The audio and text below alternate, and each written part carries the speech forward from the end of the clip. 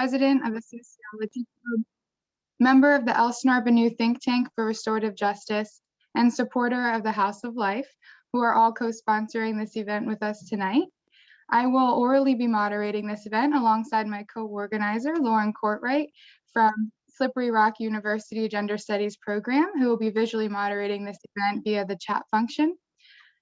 This panel on the issue of justice was inspired by Charlie Lewis. After being unfairly sentenced to 30 to 71 years for a first major offense, Charlie utilized every legal avenue at his disposal until getting his case overturned by the Third Circuit Court via a handwritten motion he had submitted 17 years prior. As a result, Charlie was finally released in 2004 after serving 18 years.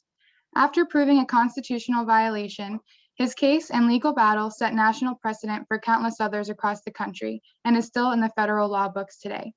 A few weeks ago, at a think tank meeting, while we were talking about the upcoming primary, dedicated think tank member Charlie Lewis spoke up. Why don't you organize a panel and let us, those with lived experiences inside the justice system, help ask the tough questions? With 39 candidates running for 9 open seats, with the primary just around the corner on May 18th, and with no good answer to why don't we did. With the importance of voting and voting rights being at the forefront of our democracy, I just wanted to provide a quick bit of information and resources for voting before moving on to the discussion. For those who already registered to vote, I encourage you to check your voter registration status with PA Voter Services. The in-person polls will be open from 7 to 8 p.m., and as long as you are in line before 8 p.m., you are still legally allowed to vote. Today was the last day to apply for mail-in or civilian absentee ballots, but please keep in mind that all mail-in ballots still must be received by Tuesday, May 18th at 8 p.m., which is 1 week from today, in order to be counted in the election. If you're not already registered, you will be unable to vote in this primary, but you can still register for future elections. For more information on checking your voter registration status, locating your polling place, registering to vote, or applying for a mail-in absentee ballot, please use the corresponding links posted in the chat by Lauren. Turning now to session 2 of On the Issue of Justice, I will briefly explain how the course of tonight's event will go. With 9 candidates joining us tonight, it was important for us to implement some time constraints on candidate answers so that we have a chance to hear from each candidate. Each candidate will be given 3 minutes and 30 seconds to answer the questions. Our timekeeper for this evening will be Dr. Cindy Lacombe from Slippery Rock University's Gender Studies program. In order to be considerate of everyone's time, candidate microphones will be promptly muted at 3.5 minutes. Candidates will answer questions in alphabetical order by last name for the first question and reverse alphabetical order for the second question. Joining us tonight, we have Pauline Calabresi, Giselle Costa, Alyssa Cowan, Rosemary Crawford, George Heim, Elliot Housey, Mick Pappas, Tiffany Sizemore, and Renna Watson. Lauren will be putting all of the questions asked into the chat so that the candidates in the audience may refer back to it at any point. Please submit any answers you may have directly to Lauren. Any questions you may have directly to Lauren so that it does not distract a candidate who might be speaking. If we have time at the end, we will turn to the submitted audience questions that Lauren will keep on file. And without further ado, it is my honor to turn to the candidates and begin our panel on the issue of justice. Question 1. According to experts, activists, and advocates in the field of criminal justice reform and restorative justice, cash bail and probation and parole are considered to be 2 of the most pressing issues. Cash bail fills the jail with poor people prior to trial, regardless of guilt or innocence, which severely damages their already precarious lives and the lives of their families. This can be things such as job loss, loss of housing, etc., that often follow after only a few days of pretrial confinement. The issue of probation has much to do with the large prison population in Pennsylvania. The length of probationary sentencing, especially when they are extended time after time, can cause individuals to be in violation over arbitrary matters, such as missing or making a late payment on fees, fines, or restitution. Given these facts, what is your position on cash bail and probation, and what can a judiciary and the common pleas court do about it? In other words, do you feel that cash bail and probation are effective? Why or why not, and what will you do about it? We will first turn to Pauline Calabrese for our first question. I'm not Hi, sure. Pauline's running a little late. Can we jump in when she gets in a few minutes? Sure, I'm just going to move her to the last in the lineup for this question. Great. We will now move to Giselle Costa. Hi, everybody. Sorry, I'm coming to you from the car this evening. To address the first question, the issues specifically of cash bail and probation are two of the issues that I'm running this race on.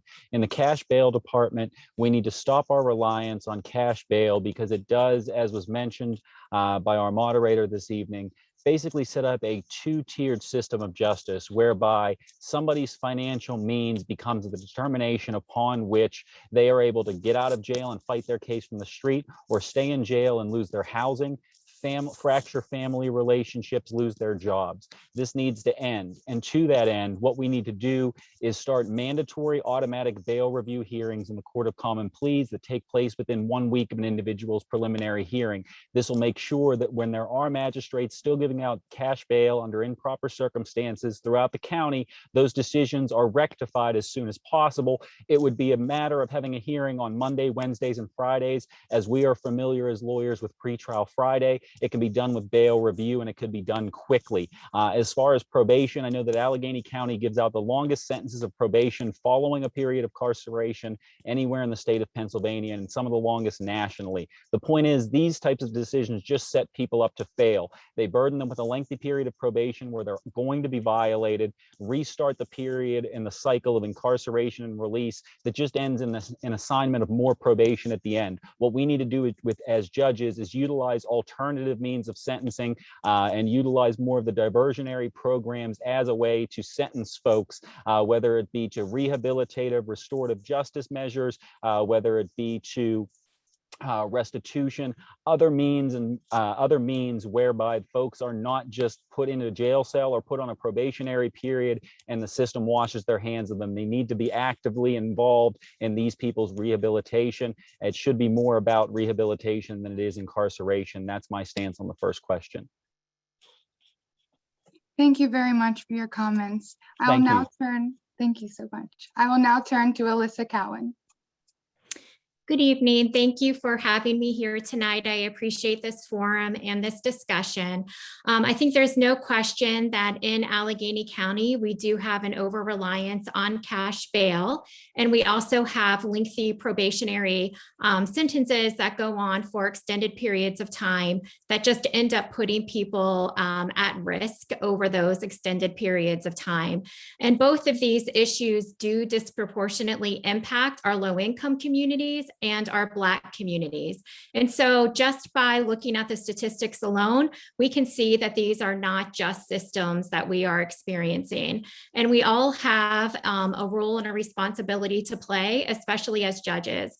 Here in Pennsylvania, we do still have cash bail. I mean, that's the reality. I think many jurisdictions are moving away from it. And in Pennsylvania, we might see at some point that we no longer are functioning in a cash bail system.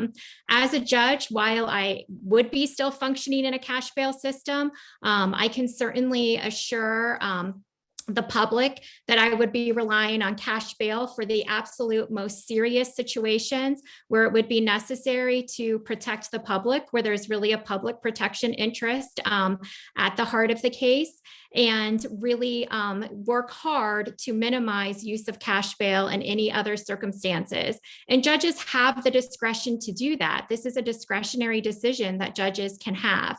Judges can certainly release people on their own recognizance. Judges can certainly provide other non-monetary conditions on release. And there are many tools in a toolbox that a judge can use so that a judge doesn't have to over-rely on it. My work in the child welfare system, I have represented children in the foster care system, as well as children, youth, and family agencies in my current position as an assistant county solicitor. I have seen directly how families, and especially families and children of color, have been terribly impacted by their parents being over incarcerated as a result of an over reliance on cash bail and too long of probationary sentences. We see Black parents being taken away from their children more often. We see Black children without those emotional connections, those physical connections, those financial connections. And we have a hard time engaging parents and planning and caring for their children when they're incarcerated, and especially when they're incarcerated across the state. In my work, I have created trainings in order to better serve parents in prison, giving them opportunities to parent from prison, giving them opportunities to participate in their children's hearings from prison, ensuring that we are working together to maintain any kind of connection children can have when their parents are incarcerated. That being said, we all need to work to make sure that those parents are incarcerated as infrequently as possible, and that we aren't burdening them with cash bail issues too. Thank you. Thank you so much for your comments here. Next, I will turn to Rosemary Crawford.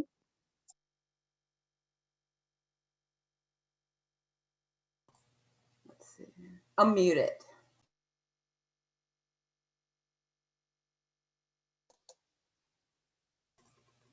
Sorry about that, I was muted. Good afternoon, I'm Rosemary Crawford, another Court of Commons Pleas candidate. Thank you again for hosting us this evening. As judge, I would definitely look for alternatives to cash bail. I think it's caused such a disparate impact, mostly on minorities and the poor communities, but everyone. It's unfair the way it's being utilized here in our county. And there are other jurisdictions where they don't have cash bail, and we see that they may have a 90% or plus people that appear for court without a problem. I believe that in part of looking at alternatives, we should be working with community groups. I have extensive public service and community involvement, mentoring children and families. And I started a program called 100 Lawyers when I worked for the YWCA Greater Pittsburgh, and I've worked with other community groups. I'd like to see if there's an insecurity that the people who are possible offenders may have: food insecurity, housing insecurity, English as a second language, mental health issues, opioid addiction, or even being in the foster care system. I'd like to see alternatives to cash bail, work with community organizations and see what we can do to have a safer environment for all the people. So I think that's very important, to find real alternatives. So I would use that as a means of like least resort up until our government ends cash bail in our state. Now, in terms of the second part of that, probation, I do believe that that has not been utilized in a fair manner. And we have to also look at, I'm a Black woman who integrated to school when I was 6 years old. I understand discrimination, I understand disparate treatment, disparate impact, and the unfair bias that happens with a lot of poor minorities, because I myself was a poor person growing up. But I just say that to say, oftentimes minorities and the poor get the worst sentences in terms of probation. So we should be looking at alternatives to those extensive probationary periods. And I do believe in diversionary programs to be utilized at all possible, so that people don't have to have a record and they would be able to not have to go to jail, especially their first offense, minor offenses, things of that nature. And I believe our current programs aren't enough. We need to have more crimes that these apply to, and no criminal record if you're successful. Thank you. Thank you so much, Rosemary, for your comments. Next, I will turn to George Hyam. He is not able to join us tonight, Dee. We just got an email from him. Oh, I apologize. I did see that he's sick tonight. I'm sorry. I will turn to Elliot Housey.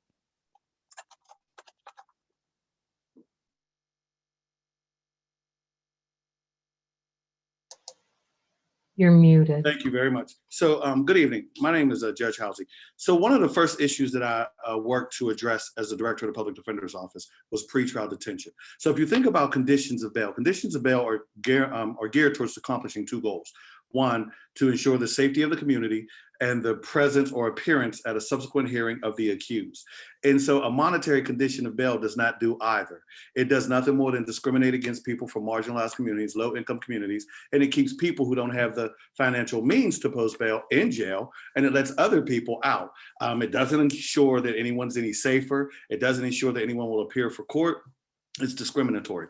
And that was one of the first things I addressed as a director of the public defender's office. We put in a mechanism in our court procedure where we went to motions court every day to advocate for people to be released pre-trial when monetary conditions of bail were imposed by district judges.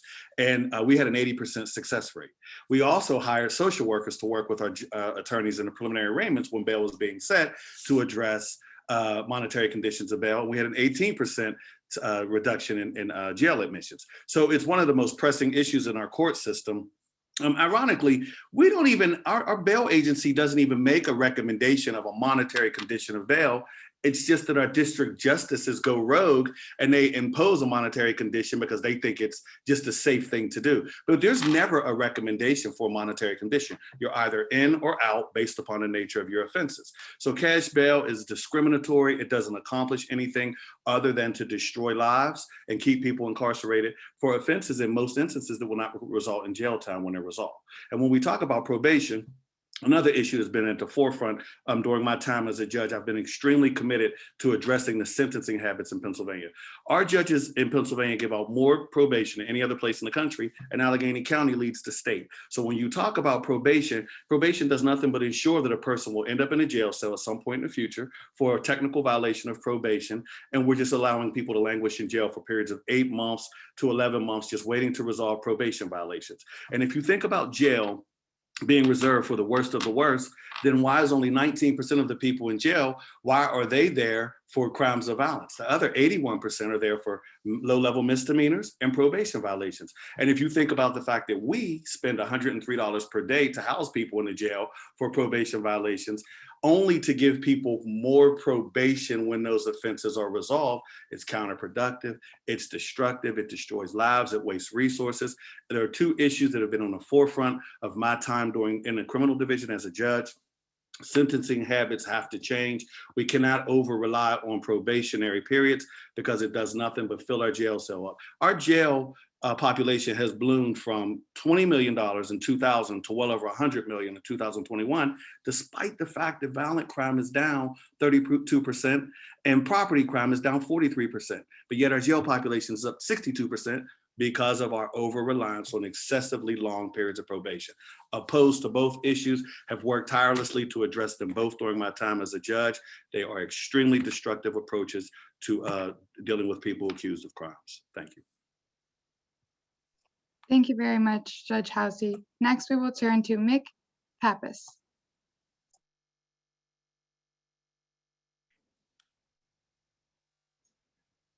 Okay. Hi, everybody. Thank you very much for having me tonight. I'm really looking forward to answering these questions. My name is Mick Pappas. I'm a magisterial district judge representing 8 neighborhoods in the east end of the city of Pittsburgh. And of course, I'm a candidate for the Court of Common Pleas. Just to put things in context here, replacing 9 judges in our Court of Common Pleas is like replacing 2 or 3 Supreme Court justices all at once. And we know from recent history how much that shaped the dynamic of our Supreme Court federally. That's what we have an opportunity to do here in Allegheny County. But on a local level, where 95% of all court business happens. What I think is that we need to replace these 9 vacancies with judges who are reform-minded and who will show leadership from the bench. We need judges who will lead us from an era of deep reckoning with the justice system into an era of truth-telling, reconciliation, and reform. And that is what I represent. Specifically, when it comes to cash bail, I've shown leadership. I was the first elected official in Allegheny County or candidate to declare that we should end our reliance on cash bail. Since becoming a judge, I've significantly reduced my reliance on cash bail and pretty much eliminated it, because I'm sure we can agree that we should not be releasing dangerous persons just because they have access to money and incarcerating low to moderate risk persons just because they can't pay.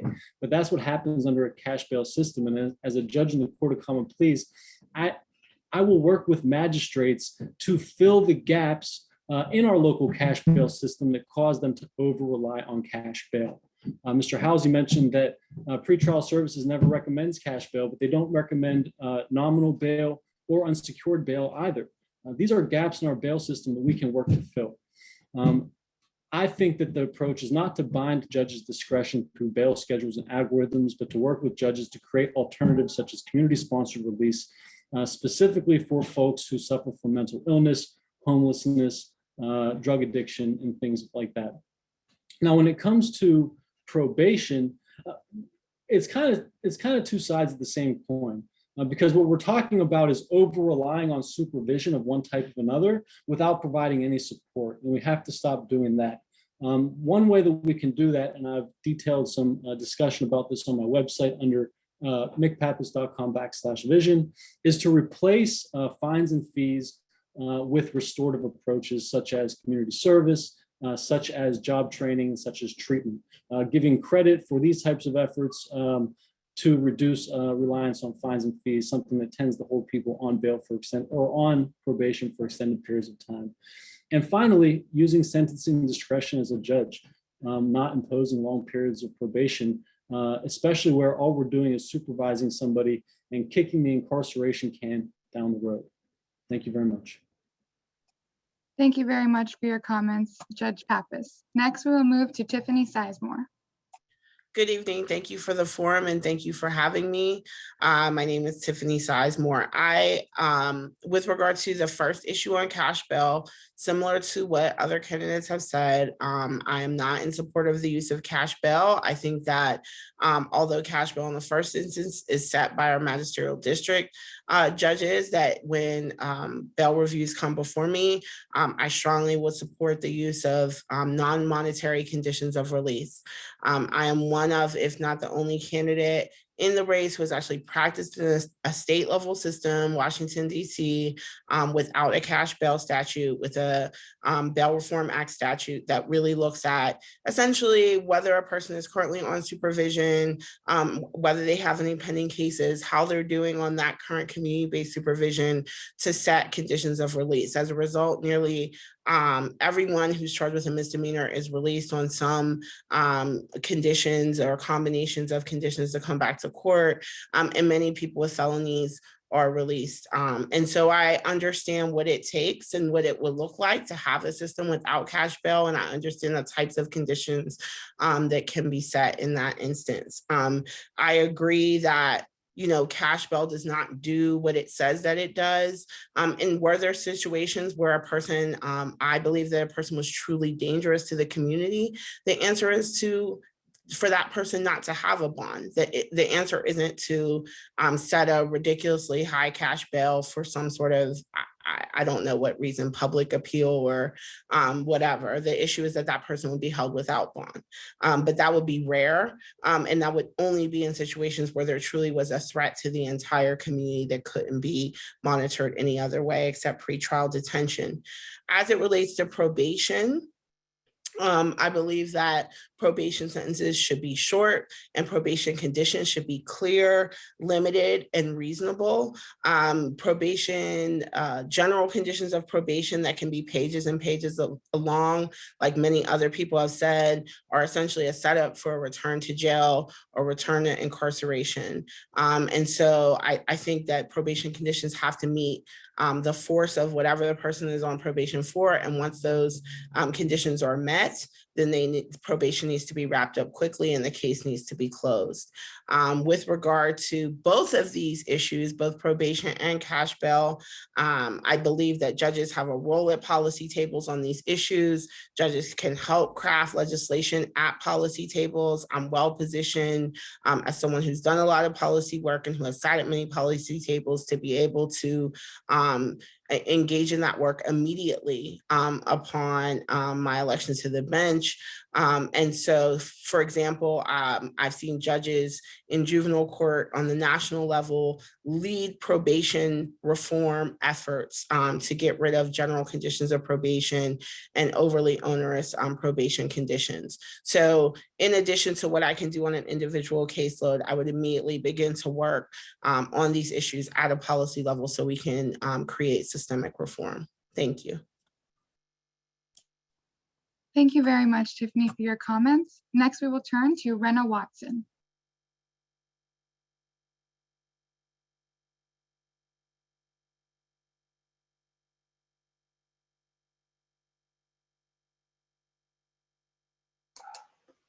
And I don't think that Renna Watson was able to join us tonight at the last minute. Okay, next we'll turn back to Pauline Calabrese. Thank you so much. I appreciate the opportunity to be here tonight. My name is Pauline Calabrese. It's Calabrese for Common Pleas. It rhymes, so I hope you remember that.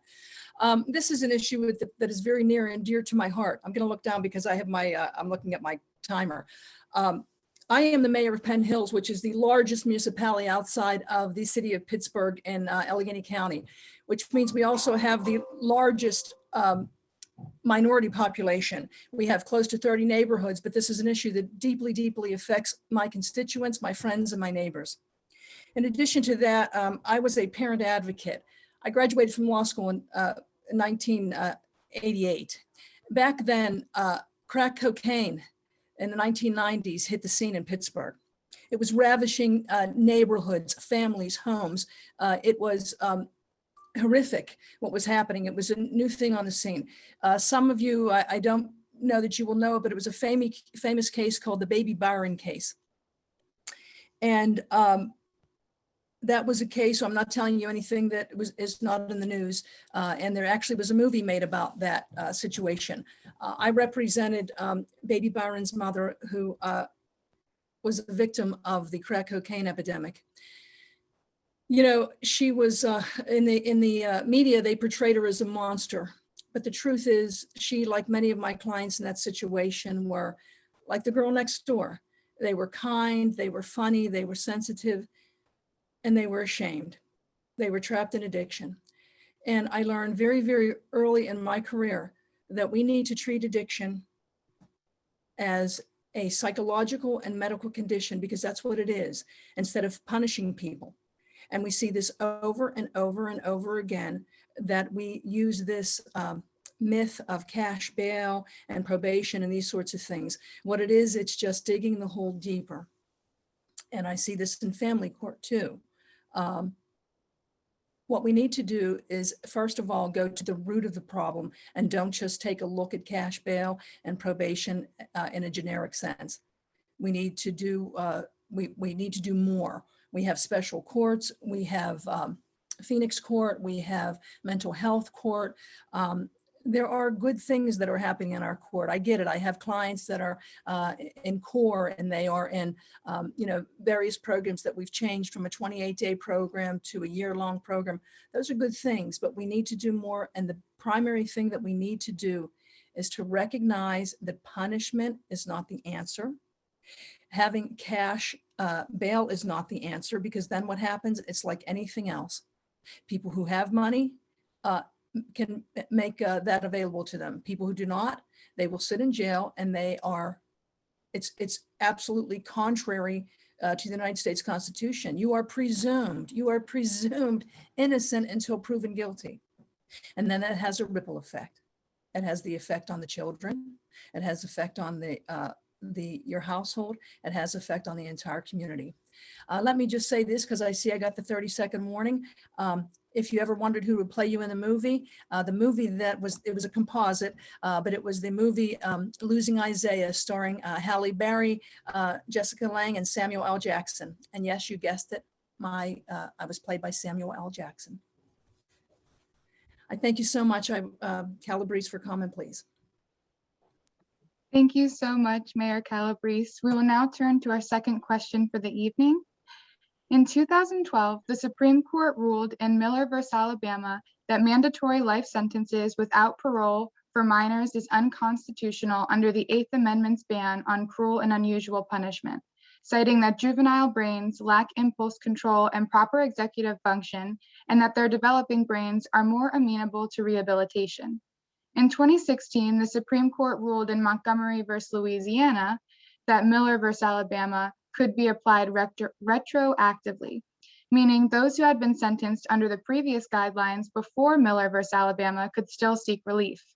On April 22nd, 2021, The Supreme Court ruled that while mandatory life sentencing without the possibility of parole for a juvenile is unconstitutional, as long as the judge states that they considered the age of the minor, they can still sentence a minor to life in prison without the possibility of parole and without needing to find what is known as permanent incorrigibility. Supreme Court Justice Sonia Sotomayor wrote a dissenting opinion citing Justice Kavanaugh's own rulings and stated this ruling was, quote, contrary to explicit holdings in both aforementioned positions and distorted previous precedent, quote, beyond recognition. With this in mind, what is your position on the Miller versus Alabama ruling, and what would you as a judiciary do about it? In other words, do you think juveniles should ever be sentenced to life in prison without parole? If not, what do you think is the best course of action for handling serious offenses for juveniles? If you do believe so, would you and how would you assess for permanent incorrigibility? First, we will turn to Tiffany Sizemore. Thank you. So I think that Miller v. Alabama got it right, but didn't go far enough.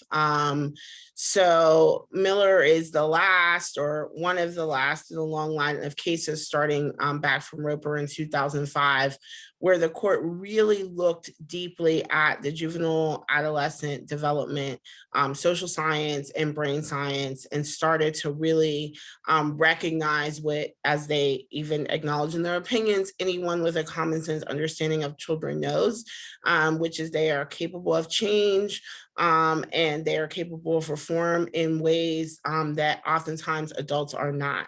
I have spent a large part of my career working directly with kids in juvenile court, kids charged as adults, and I understand why Miller came down the way that it did, but I believe that kids are kids and they should be treated differently.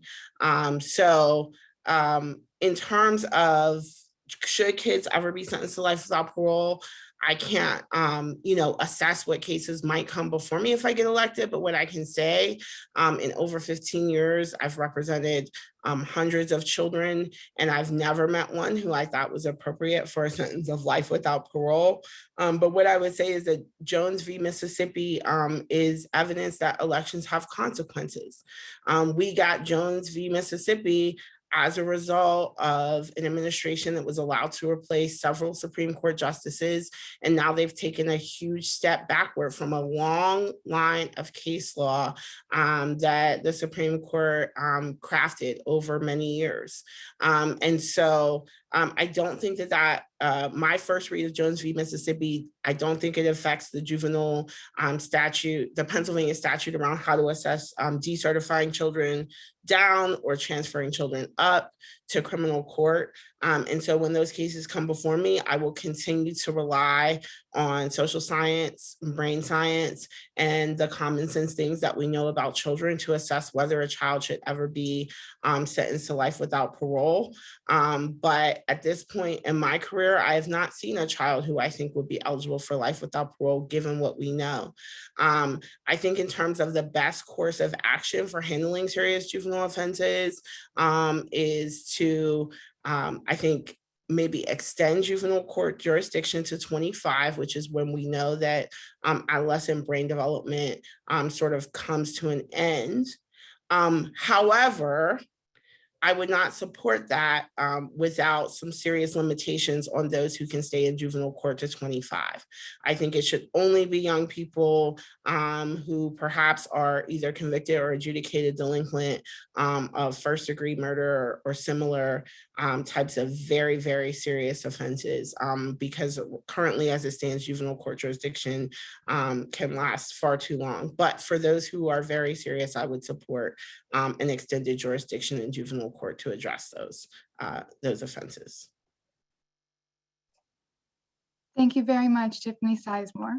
We will now turn to Judge Mick Pappas. Okay, and so I think the first thing I would want to do here is clarify my understanding of the decision in the dissent in Jones. In reading the dissent, I don't think that Justice Sotomayor took issue with the holding that Miller and Montgomery leave open the possibility that a juvenile can be sentenced to life without parole for a capital offense as long as it's not under a mandatory sentencing scheme, as long as the judge is provided with discretion and an opportunity to consider youth as a factor in sentencing. But I think what the dissent took issue with was the holding that the judge didn't have to state his or her findings on the record in terms of reaching a finding of incorrigibility rather than fleeting immaturity of youth leading the young person to commit that capital offense. And I think that's where Justice Sotomayor really finds that and argues very forcefully that the majority opinion essentially eviscerates the underlying holdings. Because if a judge isn't required to put their findings on the record, then how can you appeal those findings? Especially where it's a factual finding that the judge is making, and at appeal it would be a matter of law. So it really does kind of muddy the waters to some extent. What I think, and I would agree with Ms. Sizemore that it wouldn't be appropriate for a judge to say how they would decide a case that's not before them, or a judicial candidate, right? To say whether you would ever sentence a young person under a scheme where you found that they were incorrigible and life without parole would be appropriate. So I wouldn't go there, but what I would say is this, we need judges who are going to do both what's required and what's right. In other words, use their discretion wisely. And the judge in Jones, the sentencing judge in Jones, could have stated on the record the basis of the judge's findings that the defendant was incorrigible and therefore eligible for a life without parole sentence. But the judge chose not to do that. The judge said in that case, and I believe this was discussed in the opinion, but the judge specifically found that he wasn't required to state on the record his findings. And what I can say I would do is that in a situation where I did reach that conclusion, which I can say under the law is meant to be highly unlikely, but let's say it was possible, I would state my findings on the record because I'm not required to, but it's the right thing to do. So you're doing what's required while at the same time doing the right thing, especially in a situation where your decision has so much consequence, has so much weight. Really reaching the most extreme remedy that a judge has available in a situation where a person is presumed vulnerable that comes before you. I think that what you have to do in that situation is build a record. Part of what judges are required to do in Pennsylvania as a matter of civility is allow attorneys to build a record. And I take that very seriously. As a presiding judge, I always give attorneys an opportunity to build a record when they request to, especially if they're not wasting the court's time and their litigants' time. So put it on the record, especially if you're making a finding like that, even if you're not required to. I think that's what the judge should have done in this case. Thank you very much, Judge McPapis. Next, we will turn to Judge Elliott Housey. Thank you very much. So you have to understand, I believe this is important to note.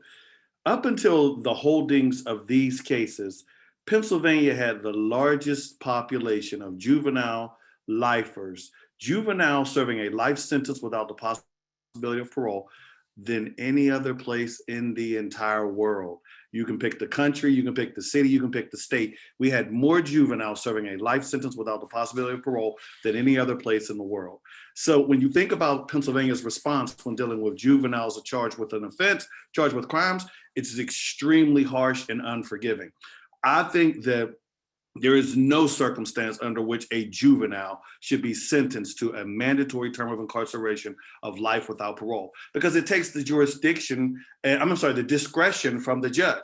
Judges should be able to get information about the juvenile's criminal record, the sophistication of the crime, their life history, their social history. All of that information should come in before fashioning a sentence, but there should never be a situation where you automatically must give a life sentence without parole. If this is a juvenile who is the worst of the worst offenders, then give him 50 to 100 years in prison, but not a mandatory life sentence, because it takes the discretion away for the juvenile who is convicted of that same offense, who has no prior record. So judges have to have discretion in a mandatory life sentence in all situations dealing with juveniles convicted of first-degree murder, second-degree murder in Pennsylvania. They should not automatically receive a life sentence. And as a director of the Public Defender's Office, this was an issue that we dealt with firsthand. We spent a significant period of time advocating for resentencing for juveniles who have been sentenced to life sentences as juveniles. So we were on the forefront of getting new sentences, bringing people back to have them resentenced. It is never appropriate to sentence a juvenile to a mandatory term of life without parole. We should get information about their background, the offense, before imposing a sentence, a lengthy sentence. But it should never be life automatically. I do not agree with that. It's a huge problem. Thank you very much, Judge Housey. Next, we will turn to Rosemary Crawford. Hello, am I unmuted?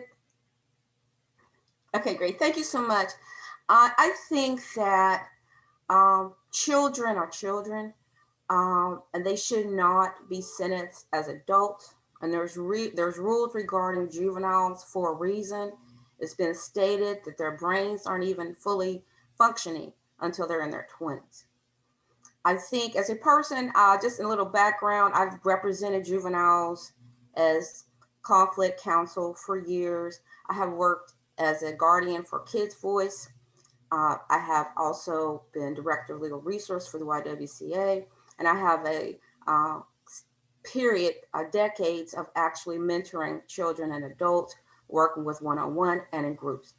And I just say this to say that in every instance, I find that children with the right environment, treatment, food, I've also worked with foster care in order to try to increase homes for those children, and had a sister that was a foster sister that I'm still a sister with now, who's a very successful adult.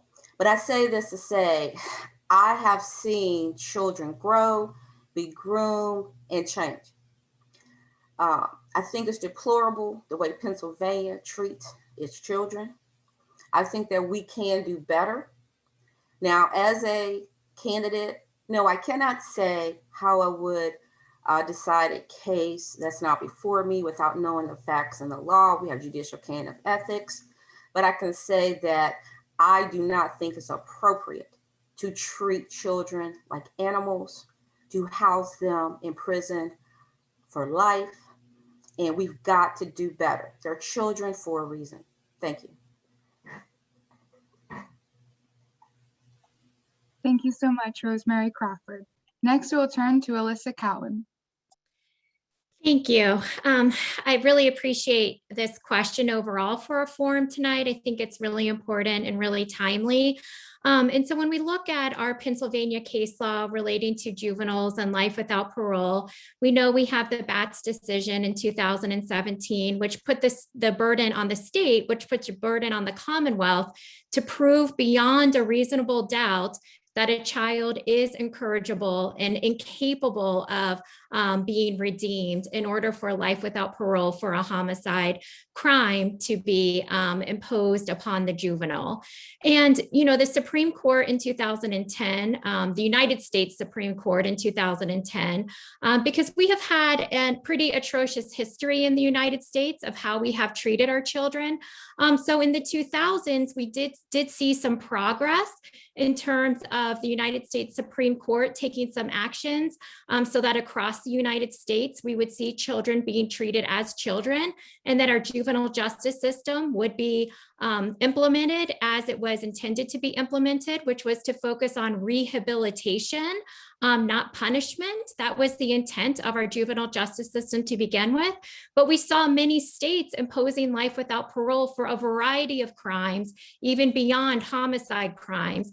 And in 2010, the United States Supreme Court said that was in violation of the 8th Amendment of the United States against cruel and unusual punishment, and life without parole could not be utilized for for juveniles except for in homicide crimes. And so in Pennsylvania, we saw the parameters put around that would need to be proven by beyond a reasonable doubt that kids were incorrigible and could not be changed.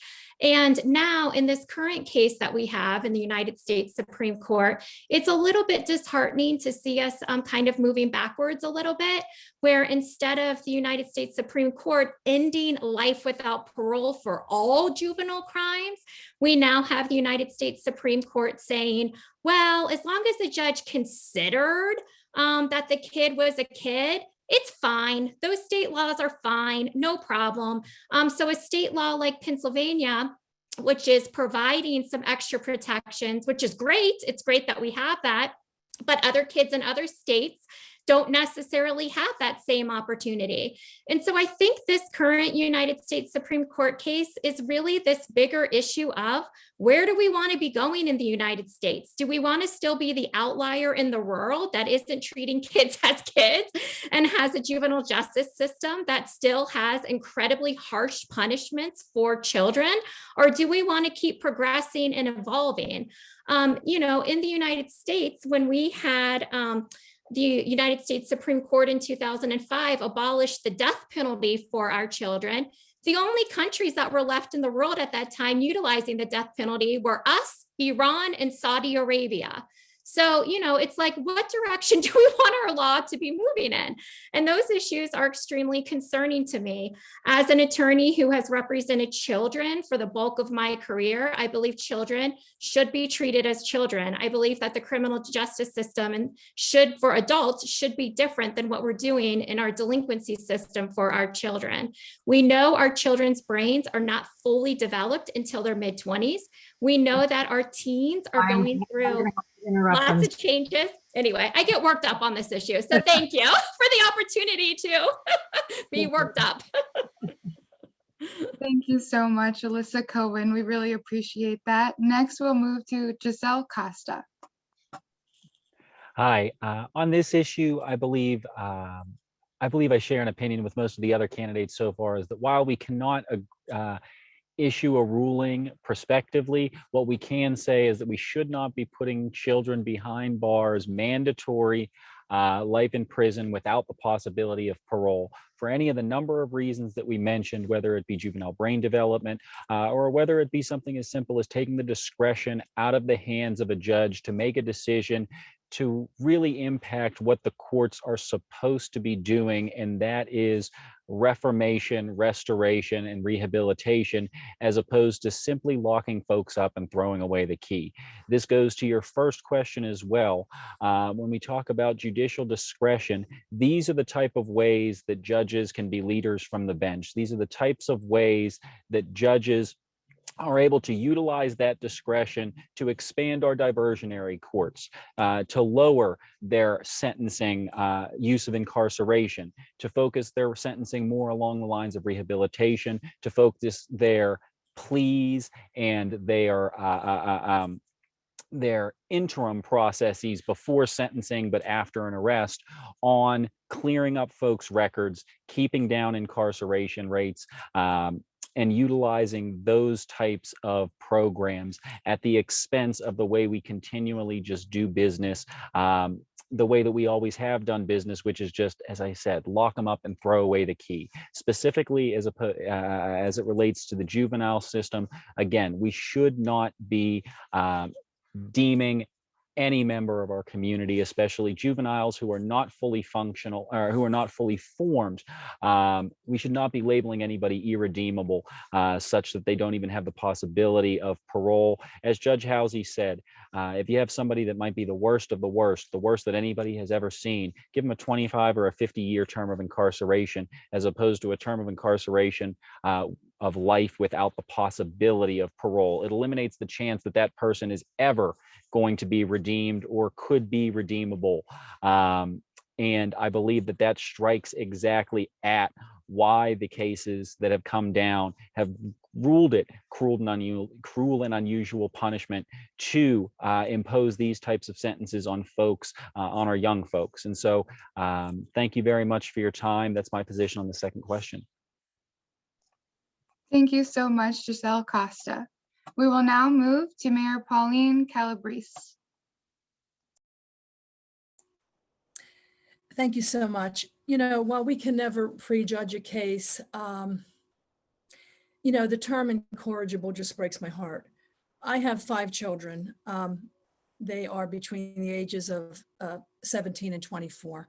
But, you know, when they were small, once one of my kids got in trouble for something and he was crying so hard. And I said, honey, that's fine. We can work this out. And he said, but I don't want you not to love me because I did something bad. I said, I don't love you because you're good. You know, I love you under all conditions. I love you unconditionally. I have a sister who is a teacher and she loves to, she doesn't do it anymore, but she worked at a Schumann Center in the summer. She taught math. And some of the kids would get there and they would say to her, I can't do math. I just can't do it. And she would say, yes, you can. Someone told you that you can't do it. And they had a really fabulous time in that classroom, apparently so fabulous that then when there were times that for them to be released, many of them said, no, they want to stay there because they want to stay with her. To me, for a child to be sentenced to life, a child who has not lived, that's tantamount to a death sentence. When we talk about the worst of the worst of the worst, I remember a specific case here in Pittsburgh. I wasn't part of it. I read it in the newspapers. And there was a girl about the age of 11 or 13, I don't remember which. She took a shotgun and she killed her father. And the judge found her not guilty. And some folks said, how could you do this? And the judge said, if you heard what I heard in that courtroom, what was happening in that home, you would have done exactly what I did. Here's the reality. We have resources. We have many, many resources. The reason I'm running for judge is because it was a Monday morning and my phone rang. The voice on the other end was frantic. Her child was returned from a custody visit and the child had been beaten.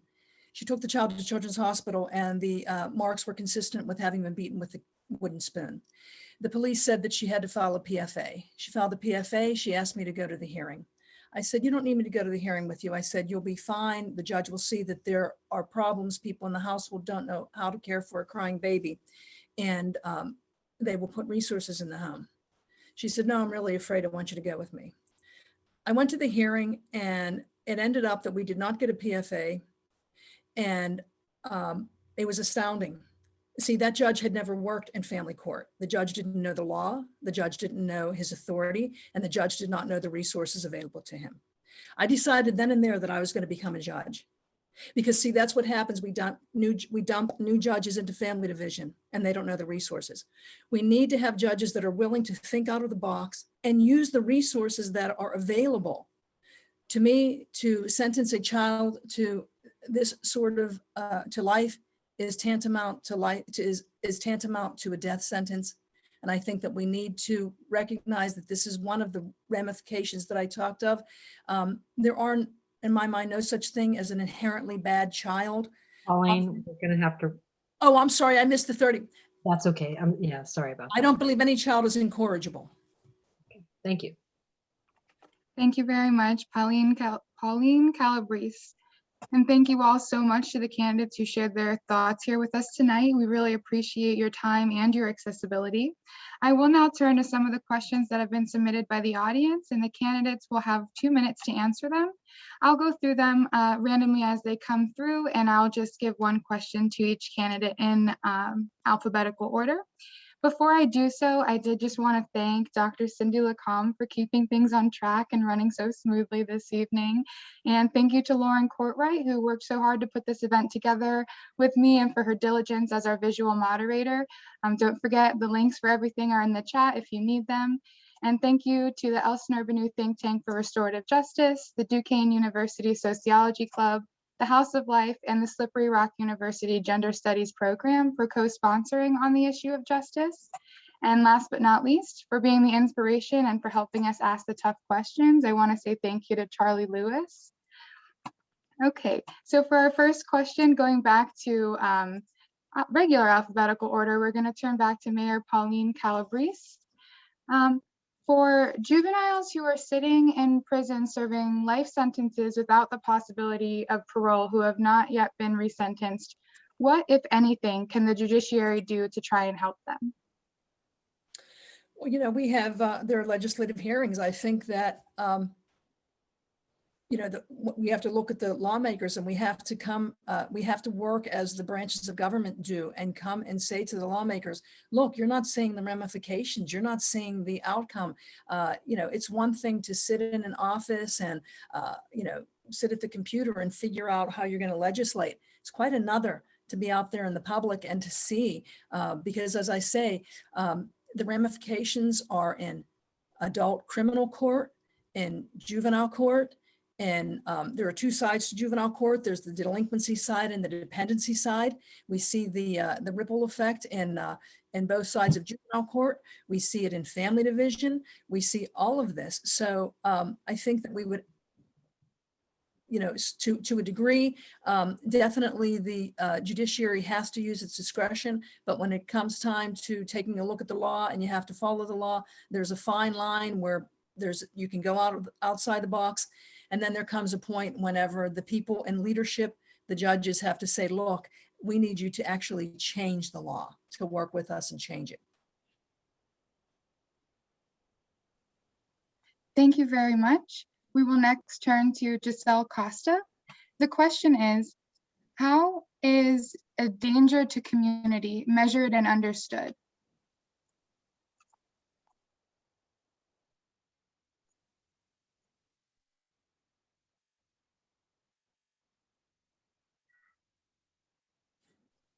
Okay, Alyssa Cowan, how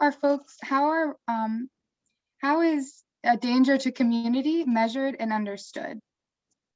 Right. So when I'm looking at a situation and trying to assess the danger to the community, different factors that I take into consideration are the person's criminal record and what that criminal record consists of. Are there a series of violent crimes on that criminal record, or are there a series of low-level drug-related offenses, and this is an aberration in their patterns of behavior, or do they have no criminal record at all? So really looking at their record, looking at the victims in their record. Are these crimes that they're committing within their family, which sadly, that's a lot of our violent crimes, sadly, are interfamily violence. And that needs to be dealt with. Those family members need to be protected. But looking at protecting individual family members is often different than looking at protecting the community as a whole. Or are these violent crimes that have been committed randomly against the whole community, and the whole community could be at risk.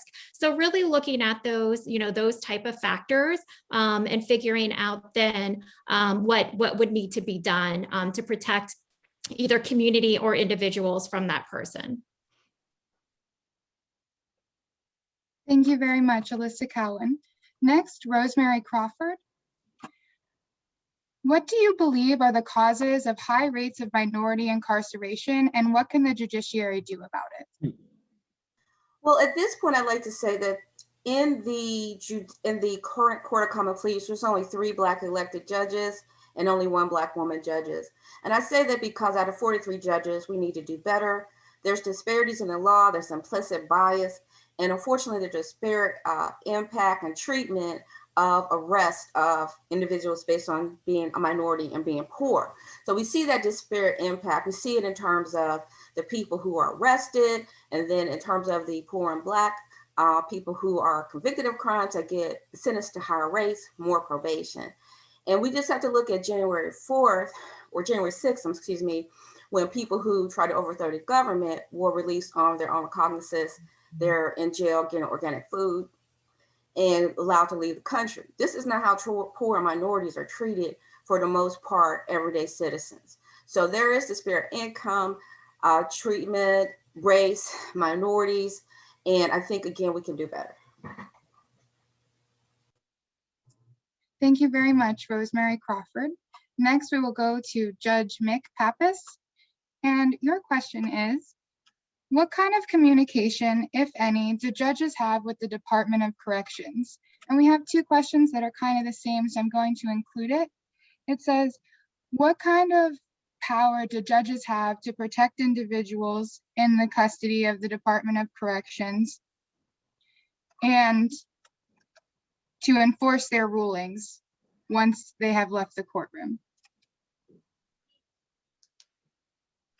To reread the question, I think my understanding of it is if somebody is sentenced to, whatever that is in the ruling, and then they are at the Department of Corrections, if it is changed there, or if they are kept longer beyond their sentence, could a judge put in a stipulation in their ruling or sentencing that would not allow that, or what could happen there?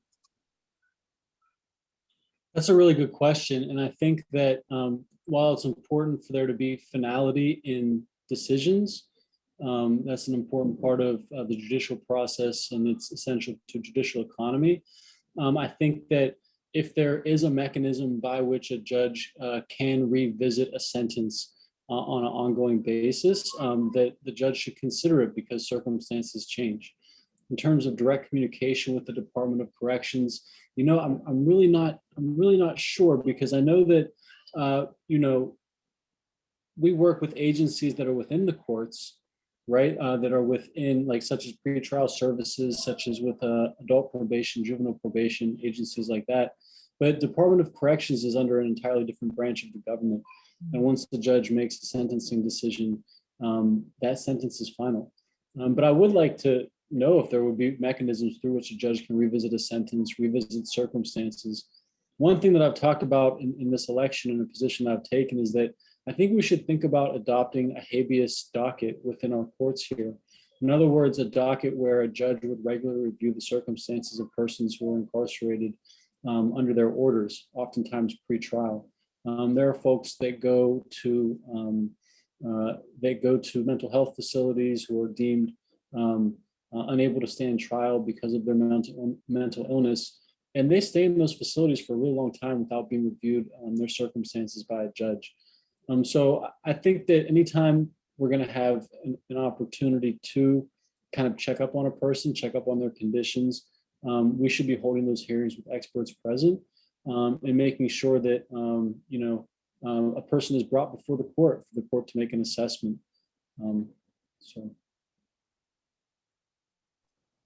Thank you very much, Judge Mick Pappas. Next, we'll have Tiffany Sizemore.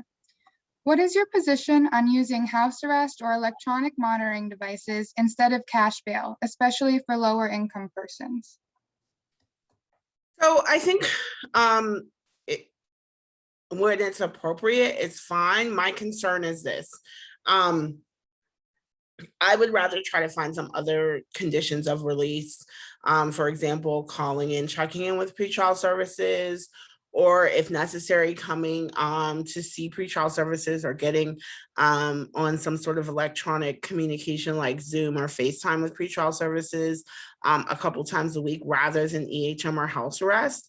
And the reason I say that is because I think specifically what I see every day and with my young people is that this sort of over-reliance on keeping people on EHM for months and months and months, which I think becomes untenable, because depending on the nature of the EHM you're on, you may not even be able to take out your own garbage. Literally, walking to your backyard to take out the garbage may be a violation of the physical parameter that you're allowed to leave. And so can it be used with somebody who's on the higher end of the risk spectrum? Yes. If we're going to do that, then I think that we need to bring that person back into court more quickly than if a person is on conditions where they're allowed to be in the community. So it's just my concern that people, being in the house all the time, which is essentially what house arrest or electronic home monitoring means, being in the house all the time, unless you're at work as approved by your pretrial officer, or unless you're at a doctor's appointment or court, can be difficult if you live in a small house, if you live in a house with several people, if you are poor and live in a house that may not be under the best of circumstances. So I would use it if necessary, but I tend to think of something like EHM or house arrest as a higher end type of pretrial release condition. Thank you very much, Tiffany Sizemore. For our last question of the evening, I'm going to give each candidate the opportunity to answer this question, but we will go in reverse alphabetical order. So Tiffany Sizemore, you will be up next again. The question is a two-part question, and it is, what do you think is the most pressing issue for a judge serving on the Common Pleas Court at this time? And is there anything here tonight that was not asked about that you think is important to be shared with us tonight? Tiffany Sizemore. Okay, so the most pressing issue, I think, is to reduce the racial disparities in Allegheny County's criminal and juvenile legal systems. These systems are not tenable in terms of the public trust and in terms of our ability to maintain them if we don't make a concerted, constant, intentional effort to reduce racial disparities in these systems. We cannot, all of the other things that you hear about, housing, jobs, gentrification, et cetera, all intersect with these systems. And if we don't elect 9 people who are willing to work on these issues all day, when they are not on the bench constantly, we're not going to affect change, because it wasn't quick to get here and it won't be quick to make change. In terms of, so I think that would dovetail to the second question, which is that there are 39 people on the ballot. And what I ask people to do is look at the candidates who have actually been working on these issues, not just talking about them, not who you just first heard about saying bail reform and other things in this race, but the candidates who have actually spent their careers working on these issues. I'm somebody who will be ready on day one, both to hear cases as an experienced trial attorney, but more importantly, as somebody who's ready to take on this policy work outside of my docket every day, all day. Policy work is not easy, and you need people who are ready to do it from the beginning if you want real change on this Court of Common Pleas. Thank you. And Thank you Tiffany, very- I'm going to interrupt just so you know, we are giving, I think Dee might have said this, but we are giving candidates 3 minutes. This will be the last question that we're going to ask. So if For you have this any. last question.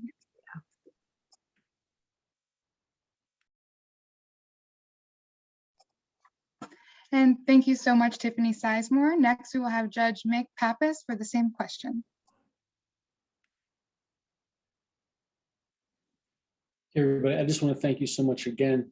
What I want to say is just to reiterate something and then talk about the most important issue. Actually, I'll go in reverse order. The most important issue here is mass incarceration in Allegheny County. When I ran in 2017, I said that I would push back against mass incarceration by relying less on cash bail. But when I run in 2021, what I'm talking about is ending mass incarceration in Allegheny County. It's no longer acceptable. The whole world knows it, and we can work here at a local level to do away with it. Ms. Cowan mentioned that, that case of Jones could have gone differently. It could have ended up being a holding where life without parole for a juvenile offender was not appropriate under any kind of sentencing scheme, mandatory or discretionary, but it didn't. And what that underscores is the fact that your vote matters because judicial philosophies differ. And I want to give a quick example. At one time, Justice John Roberts said that the way to stop discriminating on the basis of race is to stop discriminating on the basis of race. This is a colorblind approach to equal protection. There's a very different judicial philosophy that came from Justice Sotomayor in a dissent that she authored, saying that the way to stop discrimination on the basis of race is to speak openly and candidly on the subject of race and to apply the Constitution with eyes open to the unfortunate effects of centuries of racial discrimination. Very importantly, she continued, as members of the judiciary, tasked with intervening to carry out the guarantee of equal protection, we ought not sit back and wish away rather than confront the racial inequality that exists in our society.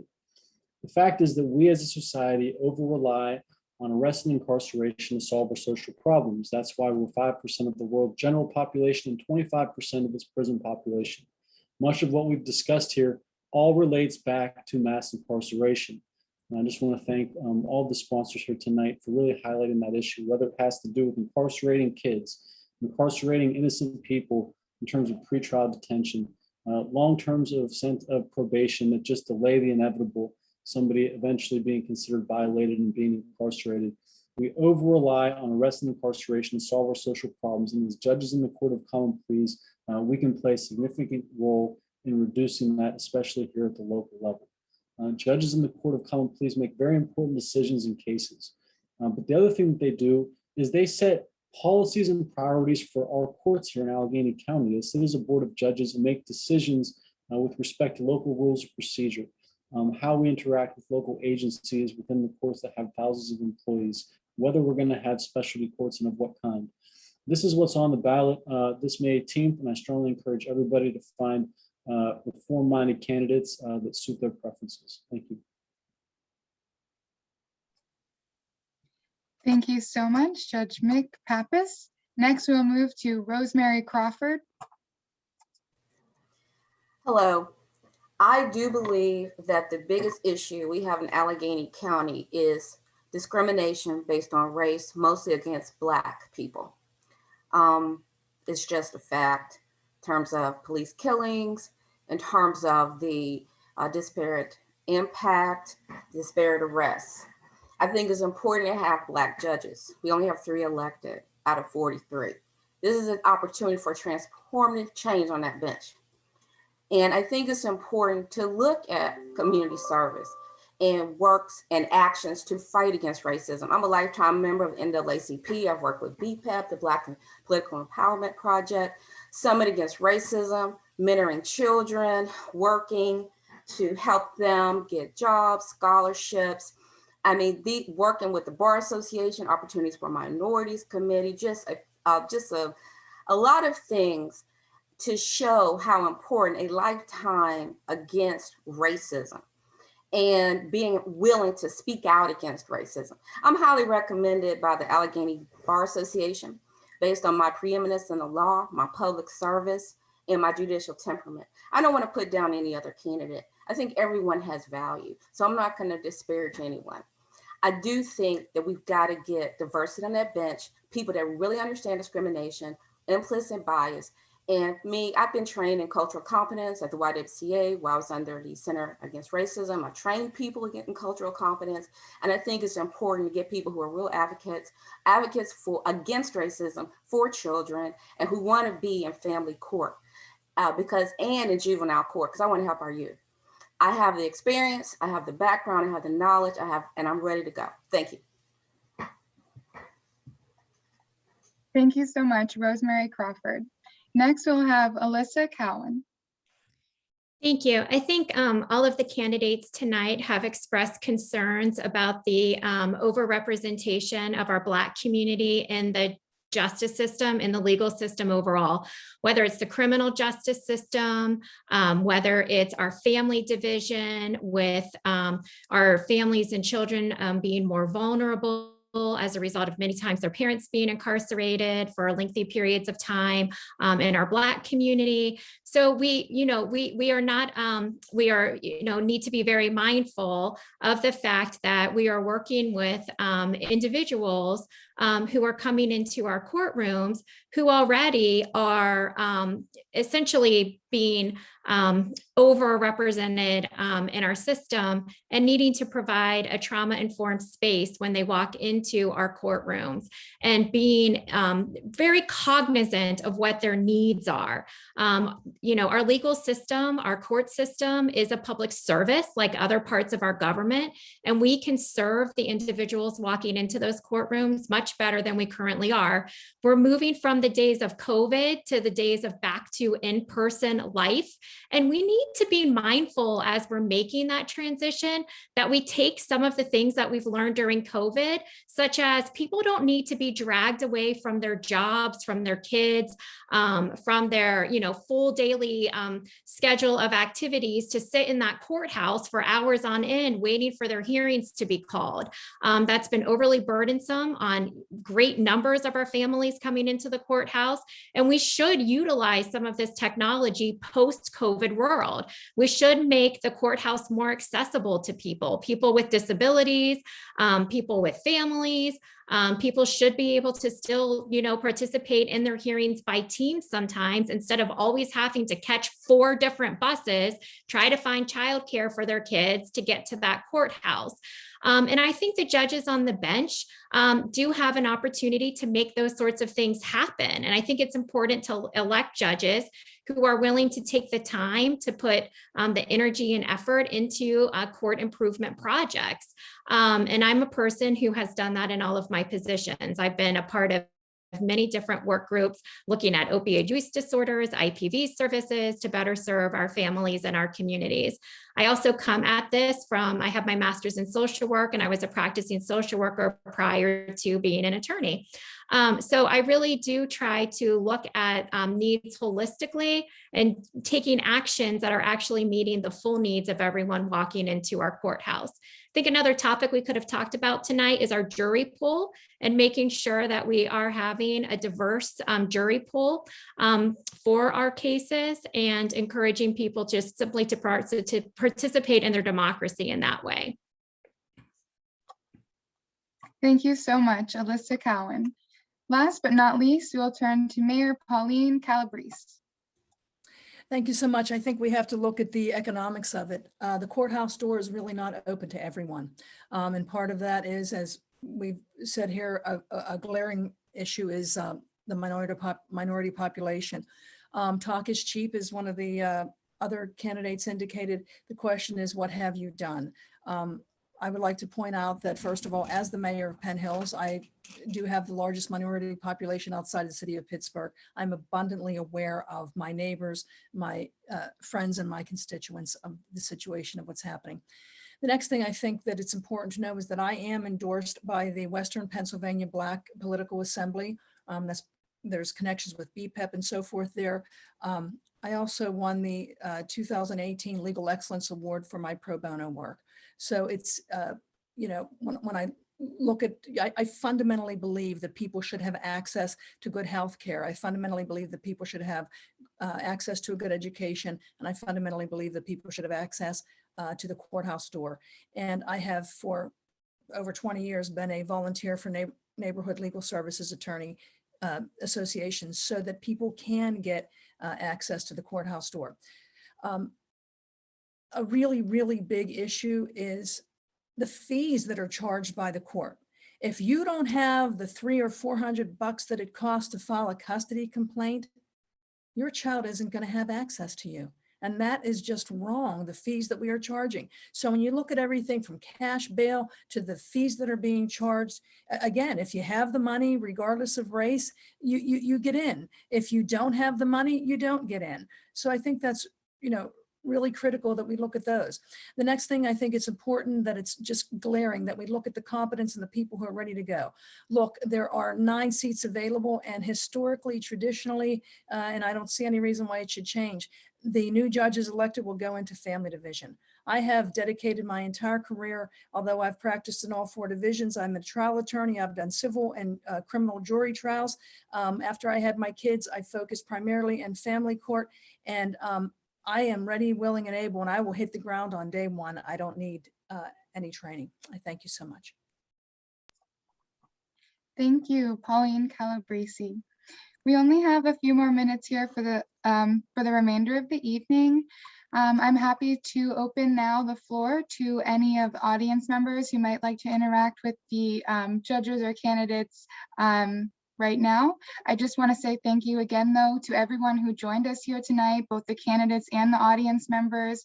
Thank you again to Dr. Lacombe, to Lauren, Charlie, and all of our sponsors. And we hope to see you all at future events. And I will now allow people to speak their mind if they have anything to say.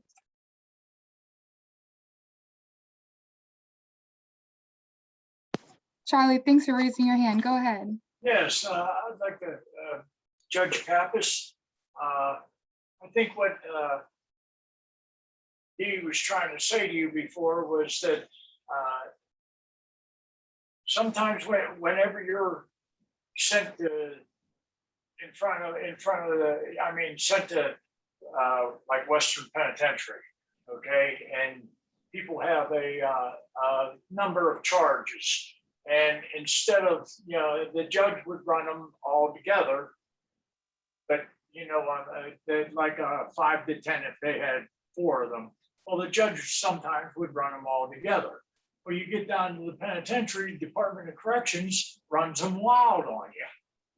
And you can't do nothing about it. I mean, you can file paperwork and everything. And they say they have the authority to do this. Now, how do they have the authority to change your sentence after the judge gives you a sentence? I think what you're, yeah, and I would open this up to other candidates too. Maybe they would have ideas. I think that what you're talking about is running a sentence consecutively instead of concurrently. Right. So essentially you're giving a person consecutive sentences of multiple 5-year sentences rather than concurrently of, 4 or 5-year sentences all at the same time. And I'm not sure what's happening with the Department of Corrections, but I'm certainly interested in learning more. Right. And I don't think that anyone can come into any position that's new to them claiming that, they don't need any training and on the first day they're going to know everything. When I became a district judge, of course, I was already an attorney, but I had no idea some of the issues with fines and fees that were going on at the district judge level and how much of an issue and how much that mattered to district judges all over the state. So what I did was I learned the heck out of that issue and learned it the best that I could and found out what my judicial philosophy and interpretation of it was and began to institute reforms at our court. I stopped issuing warrants for non-payment of summary court debt, and we started holding workshops for folks to come in and address their court debt without fear of arrest or incarceration for not paying money they don't have. And so, I found that this was in the discretion of the court. I reached out to court administration, told them that I had an interesting idea that I wanted to try out, and Judge Clark ended up entering an order supporting it so that we could hold this workshop citywide. So that's what I mean by kind of having a reform-minded judge in there, a judge who's going to learn the heck out of an issue and then figure out a way to take a restorative approach, to do the right thing and to stop relying on arrest and incarceration to, try to jam someone up who's not paying money they don't have or otherwise. So I can't say that I have a clear answer to your question, but I would like to look into it more and I'd open it up to other candidates who might have some insight. It's been going on for a long time, whereas the Department of Corrections changes your sentence. And they shouldn't be, actually, it shouldn't be allowed to do it over after a judge sentences you, and they're going to change it to a longer sentence, instead of a 5 to 10, maybe 20 to 40, and they've been getting away with it for so long. I mean, isn't there a way that a judge could put into his sentencing to not change their sentence? I mean, it's crazy the way they're giving out time. It's Are there any unreal. other candidates who would like to respond to that question? I just put in the chat, I said, it sounds super illegal to me as a defense attorney, and I'm definitely going to try and learn more about that. I don't understand the legal justification for the DOC overturning or changing a judicial sentence, especially, well, in any instance, but most especially to make it longer. Like if a judge explicitly says that the sentences are concurrent, I can't think of any authority by which the Department of Corrections has to make it a consecutive sentence. So I definitely want to try to learn more about that. But if it happened with me, I would do everything that legally possible to try to enforce my sentence, because it just sounds illegal. I mean, it sounds illegal on its face. And so I don't know how that could, if it is happening, I don't know why it's happening. Sometimes things start happening in systems and everyone thinks this is the way it is, and no one ever goes back and rectifies it. But if it happened with the sentence that I imposed, I can tell you that I would not stop until it was changed, because I don't think that it's appropriate for an agency to undermine a judge's sentence. I've seen it for the last 30 years. And I actually entered paperwork, entered a motion into the courts about it, and they dismissed it. They're letting the Department of Corrections get away with what they want to do. It's the same as with parole and probation through the Department of Corrections. They run their own little thing going. It's terrible. I mean, there's got to be change. We got to make a change in the justice system. That's what this is all about, really. I'm sorry, go ahead. Sure. Anybody else? I don't want to take up anybody else's opportunity to address the question either. But I would say that a judge has an inherent authority to enforce their orders, and holding someone in contempt and issuing subpoenas, things like that are how judges do that. It's one of the ways that judges do it without knowing the specifics of the circumstances you're talking about. And if this is something you're personally aware of because you've sent motions as an incarcerated person and have dealt with this kind of thing, I just want to thank you for sharing that with us, because I know that being incarcerated must be trauma. It is traumatic for anybody, and to come into a forum and discuss how a person has been traumatized by incarceration and unjust treatment by institutions is courageous. So I want to thank you for that. It's like with the juvenile lifers. I mean, no one deserves life sentence. I'm sorry, if you can't make it in 20 years, that's a shame. I mean, I've seen juveniles come in.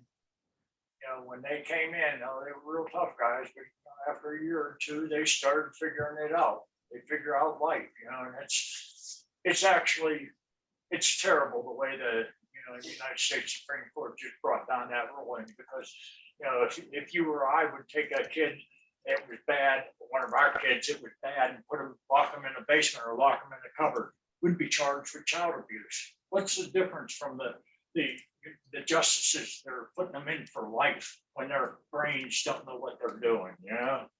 It's terrible. It really is. I mean, they understand they know that they did a crime, but they don't understand the consequences of it.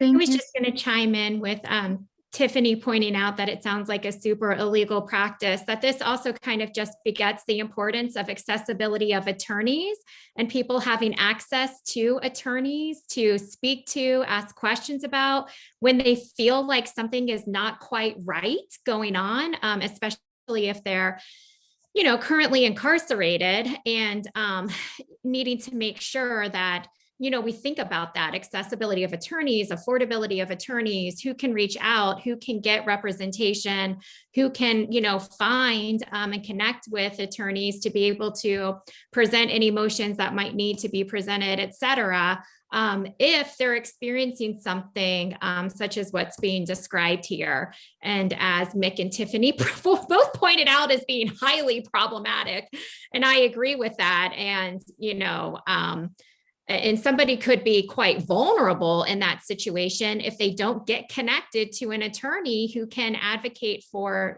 their rights in that situation. I'd like to jump in too. I agree with Alyssa completely. It is access to an attorney. And I know when, COVID hit, there was a point where they would only let us attorneys into the Allegheny County Jail. We went in, I would go in and sit with my client, and so, at one point, a guard knocking on the door, and you can't do that. You can't interfere with attorney-client relationship. And so again, I agree that we need to make sure that there's access to attorneys, and that can happen during sentencing. That can happen throughout. A judge can make sure that there's access to that you have access to legal counsel. And as I say, for example, another example was they were not having books in Allegheny County Jail. I mean, that's just unbelievable, because some of the folks in there, that's the only time that they're clear-headed. Some of my clients tell me that they haven't read a book for years and years, if ever, and they get in there and they should have access to books. And I agree with Alyssa. We need to make sure that there's proper representation. That's good, but you know, people have been trying to do something about that for years, and no one has been able to do anything.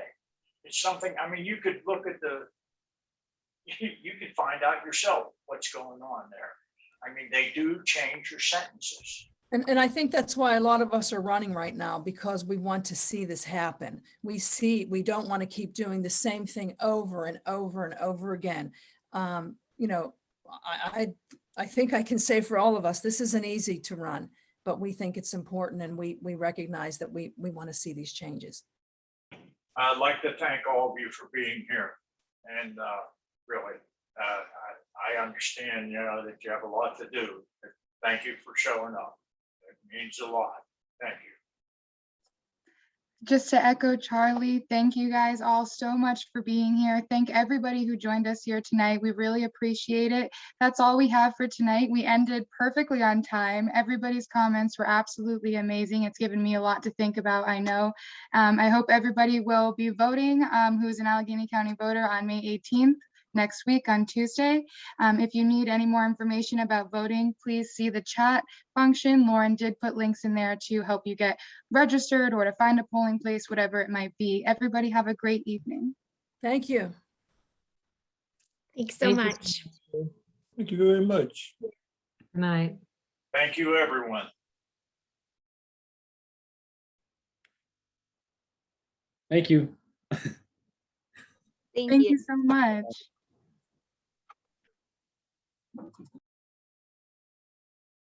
Why are you laughing, Judge Pappas?